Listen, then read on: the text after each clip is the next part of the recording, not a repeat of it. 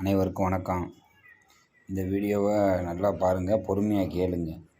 அதாவது நம்ம இன்றைக்கி செல்ஃபோனை கையில் வச்சுருக்கோம்.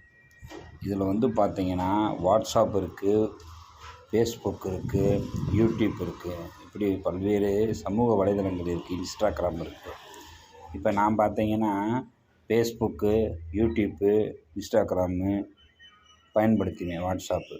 அப்போ நம்ம என்ன செய்வோம்னு கேட்டிங்கன்னா, நம்ம பகுதியில் வசிக்கக்கூடிய மக்களுடைய குறைகளை நம்ம நேரடி ஒளிபரப்பு முகநூல் வழியாகவும் யூடியூப் வழியாகவும் அதே நேரத்தில் வாட்ஸ்அப்பில் பல்வேறு குரூப்புகளுக்கு நம்ம எடுத்து அனுப்புவோம். அப்போ நம்மிடம் இருக்கிற அந்த தொலைபேசியை நம்ம சரியாக பயன்படுத்தணும்.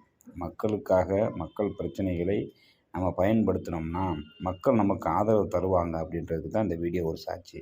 இப்போ நான் போட்ட வீடியோக்கள் பார்த்திங்கன்னா, ஒரு சில வீடியோக்கள் மில்லியன் கணக்கில் போயிருக்கு. 3 மில்லியன் 4 மில்லியன் அப்படி போயிருக்கு. அப்போ 5 லட்சம் மக்கள் 6 லட்சம் மக்கள் பார்வைக்கு சென்றிருக்கு. அதே நேரத்தில் நம்மளோட வீடியோ பல மக்கள் ஷேர் பண்ணுவாங்க. அவங்க ஷேர் பண்ண தான் நம்முடைய வீடியோக்கள் வெளியில் வைரல் ஆகும். இது போன்று மக்களுடைய பிரச்சனைகளை நாம் பேசினால் மக்கள் கண்டிப்பாக நமக்கு ஆதரவு தருவார்கள் என்பது உண்மையான ஒரு விஷயம். இப்போ என்னுடைய வீடியோலாம் பாருங்கள், லட்சக்கணக்கில் இருக்கும். எல்லாம் என்ன கணக்குன்னு கேட்டிங்கன்னா, நம்ம நல்ல விஷயங்களை பேசணும்னா தொடர்ந்து மக்கள் ஆதரவு கொடுப்பாங்க.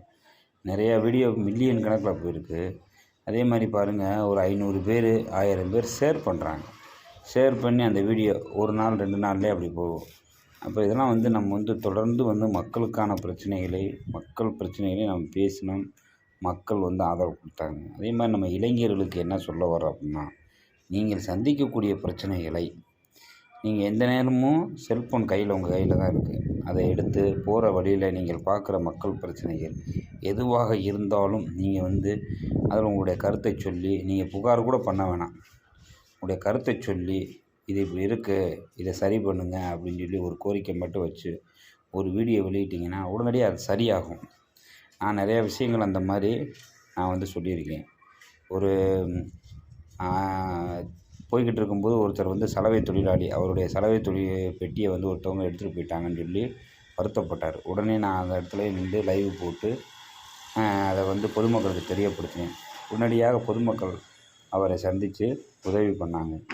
இது போன்று நிறைய உதவிகள், அதே நேரத்தில் நம்முடைய கருத்துக்கள், அதே நேரத்தில் மக்களுடைய குறைகள், எதுவாக இருந்தாலும் நம்ம நம்மகிட்ட இருக்கிற அந்த செல்ஃபோனை வைத்தே நம்ம ஒரு லைவு, ஒரு கருத்து இப்படி போட்டோம்னா இன்றைக்கி விரல் நுனியில் சமூக